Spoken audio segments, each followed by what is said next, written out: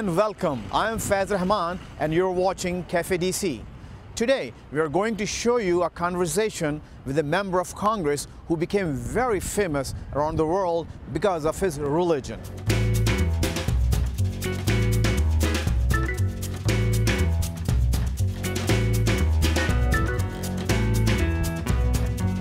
Moreover, Congressman Keith Ellison attracted lots of controversy and attention around the world when he decided to take the oath of his office on a copy of the Holy Quran. That copy belonged to the third President of the United States, Thomas Jefferson. You may know that Thomas Jefferson was the third President of the United States and the writer of the Declaration of Independence. Let's take a look.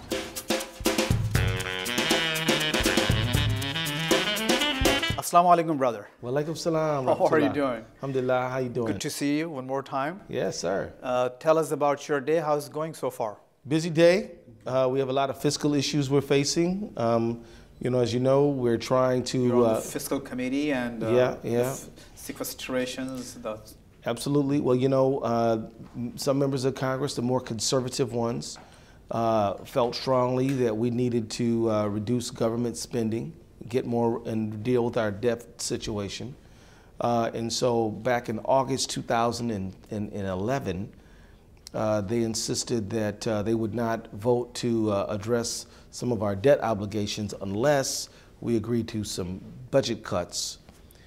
To deal with those budget cuts, we set up a committee called the Super Committee, and we said that if the Super Committee failed to do its job, then there would be automatic cross-the-board cuts, and this is something we call sequester.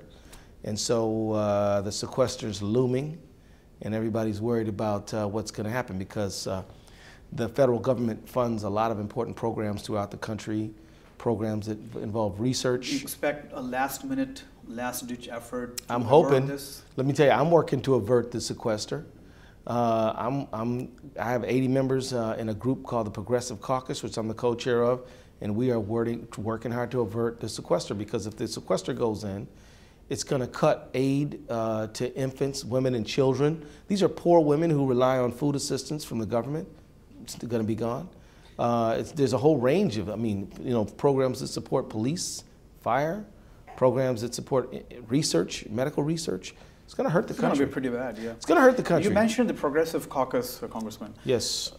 You are the first Muslim elected to U.S. Congress in 2006, that's true. Right? That's true. And then one of my course became also very famous along with your election.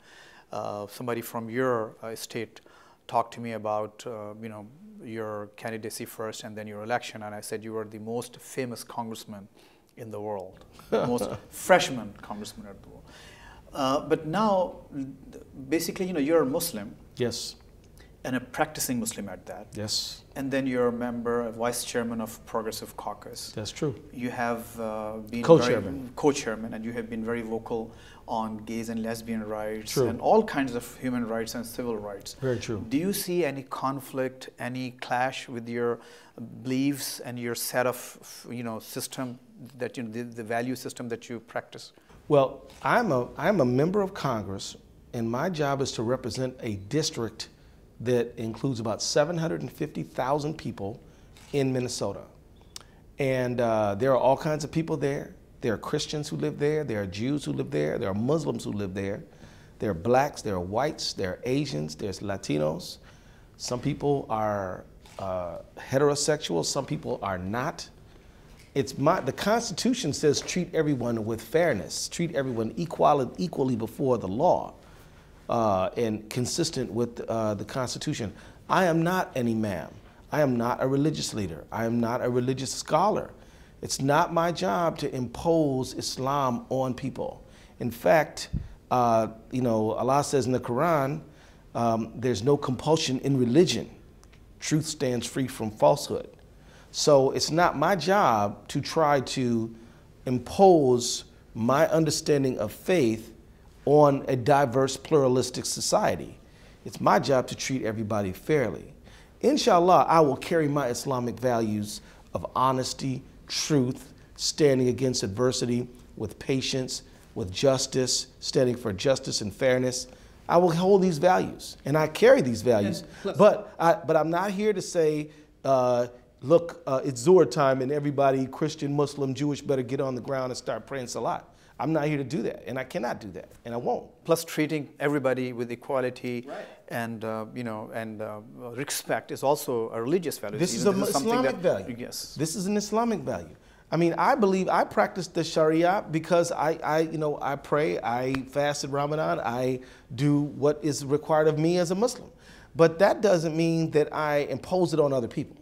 But it does mean, well, what are the core Islamic values? I mean, when Prophet Muhammad, peace and blessings be upon him, began his mission, he stood up for justice for oppressed people. He stood up against tyranny of dictatorship.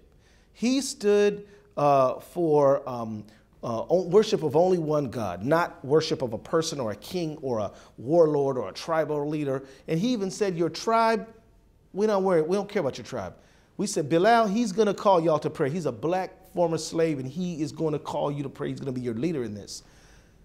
So Islam pulls us away from all of this superficial stuff. How much money you have, whether you're free or slave. The first convert to Islam was Mother Khadijah, a woman. You know, the highest scholar of Hadith was Aisha, a woman. Now, we got some brothers today who don't want even the sisters to come into the masjid. If somehow Aisha came back, would they listen to Hadith from her? Or would they tell her, you're female, you get out of the masjid? I'm saying that, I'm talking about Islamic value system, not Islamic dogma and orthodoxy. And so I'm going to the root, not the surface stuff. To me, Islam is not what you wear. It's not what your name is, right? It's not how religious you act in front of people, but it's what you do in times of difficulty. Are you going to be honest even if it hurts you? Are you going to help the oppressed even though it's unpopular to do so? Well, one of the reasons you became the most famous freshman congressman in 2007 was that you took oath of your office on the Quran. Yes, I did. And it was a copy which belonged to the third president of the United States, Thomas Jefferson. Yeah, and Thomas Jefferson is probably the author. He's author of the Declaration of Independence, and really is the architect of what we know to be America today. So how was that controversy, and how did you, I mean, you were all over. It seems so long ago. Yes, you know, I remember we covered that. It's fresh in our memories, isn't it? Yes, I was there myself when you took that oath. Nancy Pelosi was the Speaker of the House. And, you know. My brother, I was not trying to seek attention. I was just doing what came natural. But this is something you accomplished something. I just, yeah. just by doing this, you know. Well, you know, a lot of attention to a fact. Well, a lot of people were very angry with me. They were saying America is a Christian country. And I had to remind them America is not a Christian country. And it's also not a Muslim country. It's also not a Jewish country. It's a country where Muslims, Christians, and Jews and other people are free to practice their faith. Now, the United States Constitution also says there's no religious test for holding office. So some of these people saying, you have to swear on the Bible. I said, well, there's no religious test, so you can't make me do that. And why would you want me to do that? If you want me to be honest and truthful and fight corruption and stand against dishonesty, don't you want me to swear in on the book that I derive inspiration from? So since that time, there's been Jewish members who swore in on the Jewish scriptures, the Torah. There's been there's different people have chosen to go their own path, and you know, alhamdulillah, you know, I didn't want to be in the middle of controversy. I just wanted to be in office just like everybody else and just be a quiet little freshman. But you know, that's not the path that God picked for me. So I had to walk my mile. You know. Now you're in your 4th term. Yeah. Back then, when I interviewed you, you weren't so confident. That was your first term. You had lots of opposition all over. You were all over in the media. People were attacking you for doing this and that and this again. So, but now, mashallah, you look very confident. You've been around the world, and you've been a darling of the media, both conservative, liberal. You know, they take you as a guest all the time. See you all the time on cable network, internationally actually. So now how do you feel? I mean, being so comfortable and basically you just came back from Somalia. So you're also serving a bigger cause, of diplomacy and statesmanship. Well, Brother Fez, I tell you, being the first member of Congress who's a Muslim doesn't count for much if that's all you ever do. What if I was the first, but I wasn't very energetic or didn't work hard? Then everybody'd be embarrassed, And maybe people would say the Muslims are not good members of Congress because I was not good.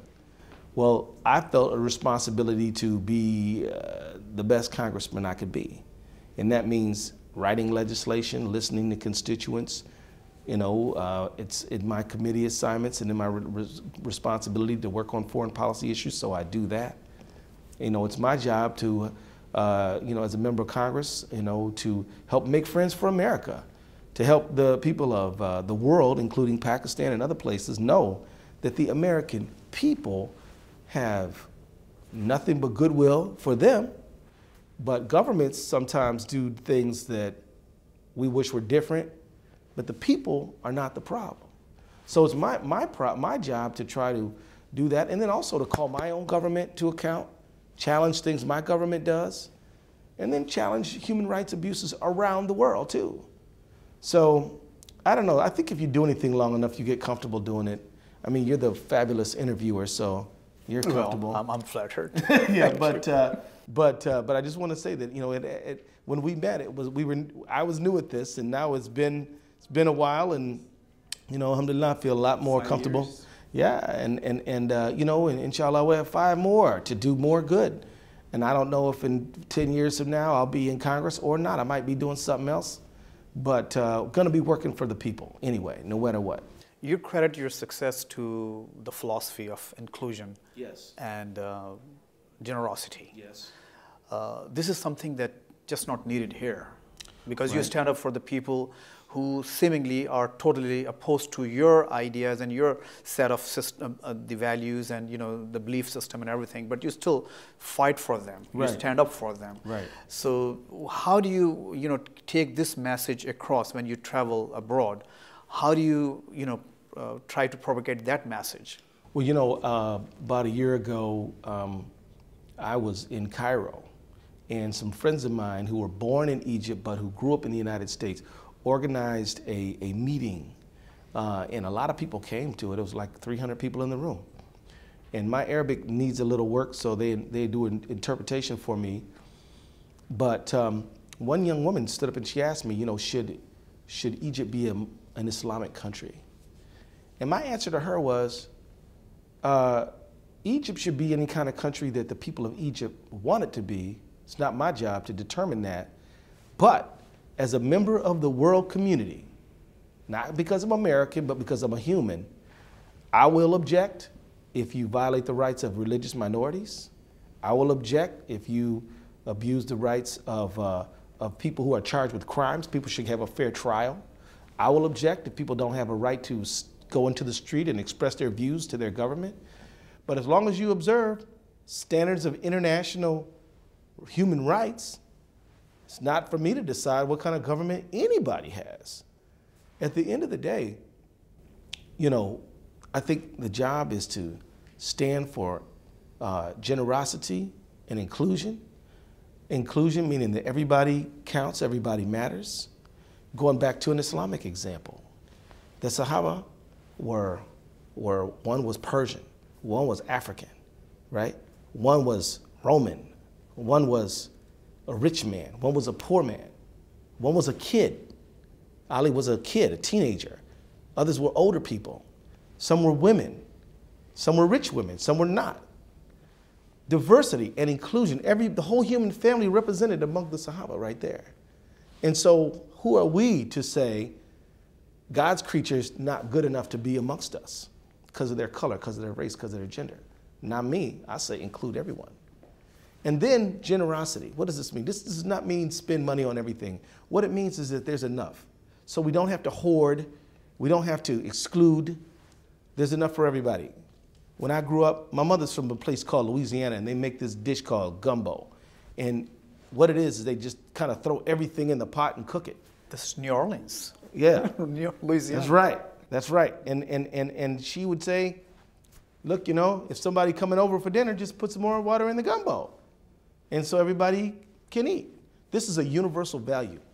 You'll find this attitude among women, particularly moms, in Pakistan, in Mogadishu, in Cairo, in Colombia, in Taiwan, everywhere. India, Afghanistan, Afghanistan, you name it. In Toronto, anywhere. This is a They make some lentil soup, and whenever there's somebody extra, they just add some more water to That's it. right. That's right. So. But see, these are the values. So the value that I'm talking about is this value system. So my mother taught me, inclusion, generosity. Somebody hungry, you come to them and say, hey, we can make room for you.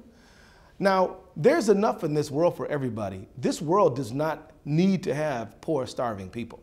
People are poor and starving around this world because men and women, sometimes have decided all for us, none for you. I mean, what makes a drought turn into a famine? Politics. And we've got to confront these ideas. There's enough for everybody. Congressman, you converted at 19. You were Yes. only 19. And now I'm 49. And mashallah, you're going to turn 50 actually this year. Yes, August, I am. Inshallah. August 2013. That's right. You're going to be a August 50-year-old man. So it's been a long time.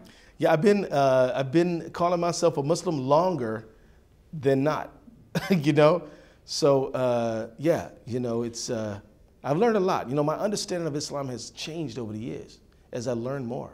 How soon people of Pakistan can see you there visiting and doing some of your good work? Inshallah, going back to I'll be in Pakistan this year. It's a priority. I'm a huge admirer of the Pakistani people. They have been periods of democracy, periods of military dictatorship and corruption, but it's like the Pakistani people never stop trying to make their society better. The people never quit. And I was so proud to see the people out there protesting against the U.S. drone policy, saying stop that. Well, I want them to know that there are people in America who hear their cry and are trying to solve this problem. So I know that I remember being in Pakistan one time when the lawyers went out in the street and said, hey, we got to have rule of law in Pakistan. Pakistan is full of talented, wise people who are struggling to improve the lot of their families and everybody. And so I look forward to getting back there. Can you offer your services or maybe, be asked to do something while the Americans are withdrawing from Afghanistan? Well, that's going to have a huge impact next year.